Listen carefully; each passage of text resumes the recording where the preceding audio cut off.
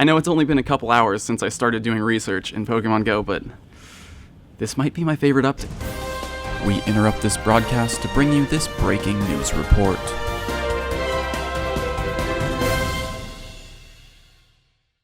Good evening. I apologize for my casual appearance. I didn't bring my suit because they told me I was going on vacation. But earlier today, Lugia flew away and 2 new legendary raid bosses have replaced it in Pokemon Go. Latios and Latias, the Eon duo, are now available as legendary raid bosses in Pokemon Go. They are divided between the world, so North America, South America, and Africa currently have Latios as a raid boss, and in Europe, Asia, and Australia, Latias is available. They'll stay in their current regions until May 8th, at which point they'll switch, and then remain in the opposite region until June 5th. So you have a little over a month. With your current raid boss, and then about 4 weeks with the next one. It's not an even time, I don't know why. Maybe there's other things going on around the same time in Pokemon Go that made the switches happen on those days. We'll find out. Either way, if you have Latios right now, congratulations, it is the better of the two. If you have Latias right now, sorry you don't get as long with the other one. The 2 Pokemon have the same typing, Dragon and Psychic, which means they have the same counters. For Latios, perfect IVs at level 20, no weather boost, you're looking at 2082 with a weather boost, level 25, 2603. For Latias, 1929, 1929, no weather boost, perfect IVs. With a weather boost, 2412, 2412. They have access to similar movesets. For fast moves, you're going to want Dragon Breath. It's probably the better choice and one of the better moves in the game. Though if you need a Psychic type attacker, Zen Headbutt could be okay. Psychic's not that great in the current meta unless you're soloing with champs, but Lugia already does that pretty well. The other reason you don't really want a Psychic type fast move is because their Psychic type charge move, Psychic, is relatively underpowered right now, and until it gets a buff, it's not really worth using. On Latios, you want Dragon Claw. Dragon Breath, Dragon Claw is one of the most coveted movesets in the game. It's a legacy moveset for Dragonite. No other Pokemon currently learns Dragon Breath, Dragon Claw. On Latias, Dragon Breath, Outrage. Outrage is a very strong move. Unfortunately, Latias doesn't have the attack stat to match Latios. It's more of a defensive Pokemon, so it doesn't deal as much damage. Now, as far as counters go, and this is sorted by time to win, these are the Pokemon listed in order of who's going to take down these legendary bosses fastest, who's going to deal the most damage. So number 1 at the very top, Rayquaza with Dragon Tail, Outrage. It's going to deal super effective damage because they're Dragon type. Be aware, they would also deal super effective damage back with their Dragon type moves. So you want to, if possible, dodge charge attacks because Latios especially is going to hit pretty hard. The second fastest attacker against the twins is Salamence with Dragon Tail, Draco Meteor. Number 3, Dragonite with Dragon Tail, Outrage, although any legacy Dragon type movesets will be pretty good if you have them. For example, I really like Dragon Claw. Gengar with the legacy moveset Shadow Claw, Shadow Ball, great choice. Hex Shadow Ball, also pretty good if you don't have access to the legacy moveset. Be aware though, Gengar is a glass cannon.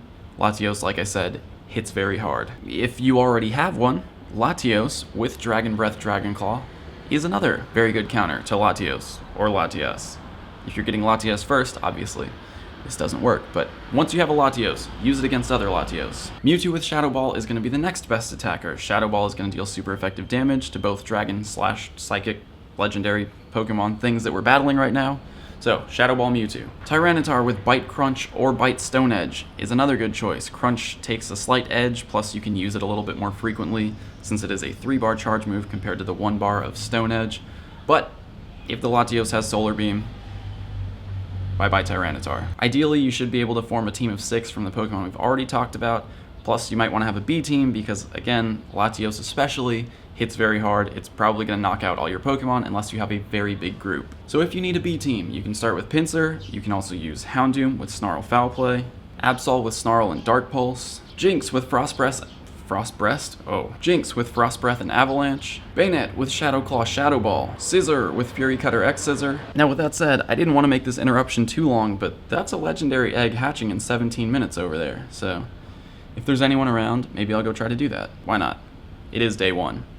Sorry to interrupt the questline for so long, but we'll get back to it right after the battle. There are a few people showing up. I should have spent a little bit of time optimizing my counters on the way over, I was hoping there would be a bigger group, just a few local players, but we'll see. We'll see if we can get through it. If not, I'll power some stuff up. Along with the legendary raid boss switch, as is becoming standard practice, tier 1 through 4 raid bosses also changed up a little bit. So now, here's a graphic on screen that shows you the new raid bosses. It includes Duskull and Shuppet at level 1, which is good if you're on the Mew quest and you're having a hard time finding ghost-type Pokemon. You can now at least find them in raids. All of these counters that they're bringing in have moves that are super effective against the current legendaries. So if you don't have counters, just hit up some of the new raid bosses and you should be able to get a few decent counters out of that. Obviously not the best counters, but counters nonetheless. Okay, actually, really close. Groudon with Dragon Tail is like another decent option. This Groudon, I'm pretty sure, is using Dragon Tail, so that's one thing.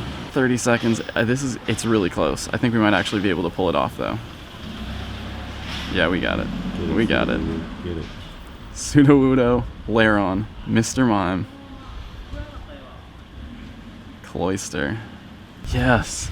As my Cloyster goes down, so does Latias. First ever on my screen. We did it. Fast TM, Hyper Potion, 750 Stardust, 20,000 XP.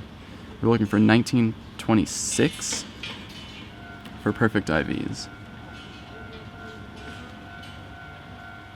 1892. Not terrible, but quick AR pick.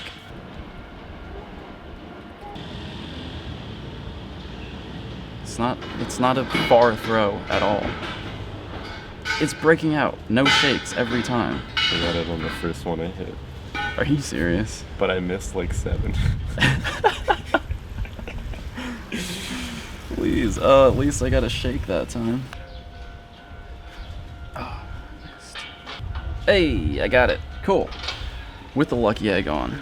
New Pokedex entry, new legendary. Cute. With the pixel sprite too.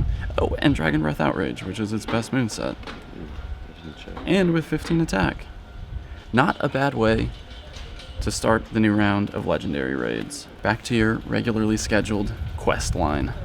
This has been a special presentation of Trainer Tips News. We now return to your regularly scheduled programming. I'm gonna start heading back through the park the way I came, back to the Airbnb, but can I just say right now, design-wise, I love where this is headed already. The flow of the quests really works together. Granted, I've only seen 2 of them. I'm not spoiling myself, by the way. I haven't looked at spoilers. I know there's lists out there of the full quests, but I want to keep it a surprise for me, for myself. Obviously, the first quest was sort of an intro quest. It's meant to reintroduce players to the game. If you haven't played the game in a while, it kind of walks you through the basics, the things you need to do, catch Pokemon, spin Pokestops, and then the rewards flow perfectly into the second quest. You get an incubator as a reward, which helps you hatch 3 eggs. So even though you have an infinite incubator that you can hatch the 3 eggs with, Niantic literally gives you the items that you need to complete the next portion of the quest. 10 Great Throws. You also get balls as a reward for the first quest in the chain. So this is perfect for 1, free-to-play players who don't want to spend money on coins to get extra incubators, and 2, for rural players, because even if you don't have Pokestops nearby, Niantic is giving you the items that you need to do the next part. The rewards for part 2 of the quest: 2,000 Stardust, 3 Incense, 20 Great Balls. Incense and Great Balls makes me think that the next part of the quest is going to have something to do with catching Pokemon. Also, because again, if you're a rural player, if you're a free-to-play player, you have the items that you need to catch those Pokemon, even if there aren't a lot of spawn points around your house, if there aren't a lot of Pokestops for you to get items.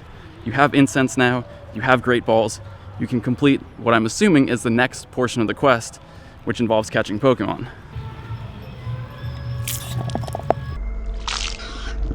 Don't have to turn it that far, in case you're coming to Japan.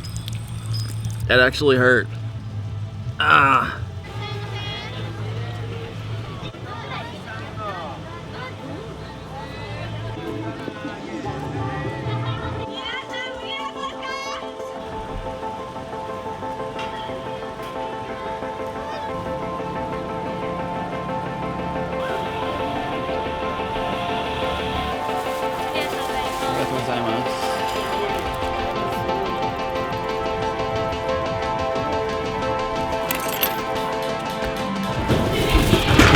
So, as I sit down now for my solo Hanami, is it still called Hanami if you're by yourself and you're not actually near the cherry trees? Probably not, but here I am, takoyaki, whatever this is, it's delicious.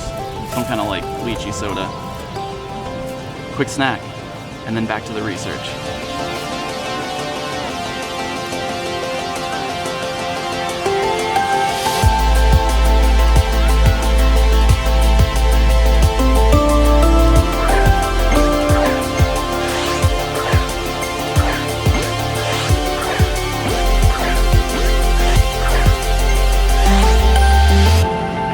Okay, 10 great throws, and the good thing about that was that it counted them even if the Pokemon ran away or broke out. So I'll just grab that reward. Next up, 2 candies with the buddy. Do I know how fingers work? 3 eggs. It's time to go for a walk.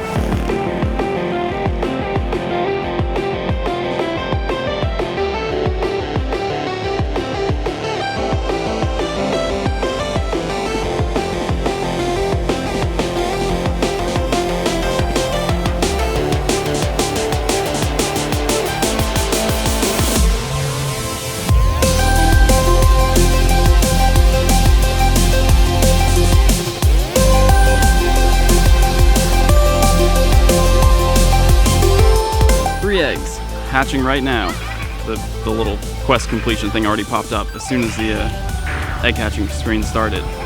That should also mean that I'm done walking for buddy candy, because I did take a little shortcut and change my buddy to a 1 kilometer distance. Maybe I can hit 3 in a row and get a shiny out of it. Maybe. And I would have been fine with a shiny Magby also. No? Almost there. 0.1 with the Gyarados, but I can grab my reward for hatching 3 eggs. I grab 1 more candy down here.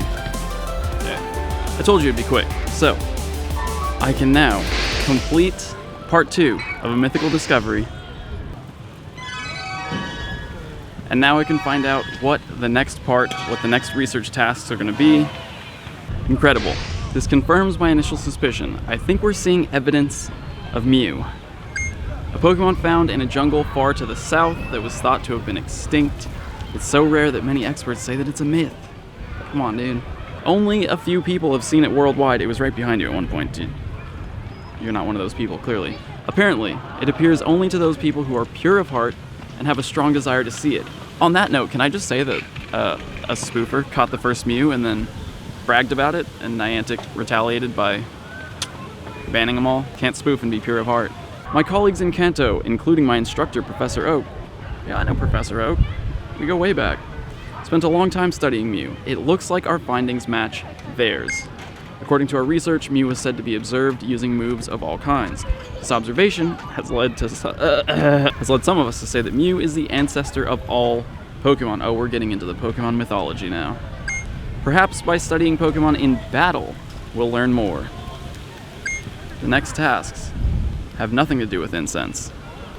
Reach level 15, battle in a gym 2 times, battle in 2 raids. So there are going to be level requirements for these quests. I'm assuming that they'll slightly increase as you progress through the storyline. Alright, well, level 15, I got that covered. Off to the gym.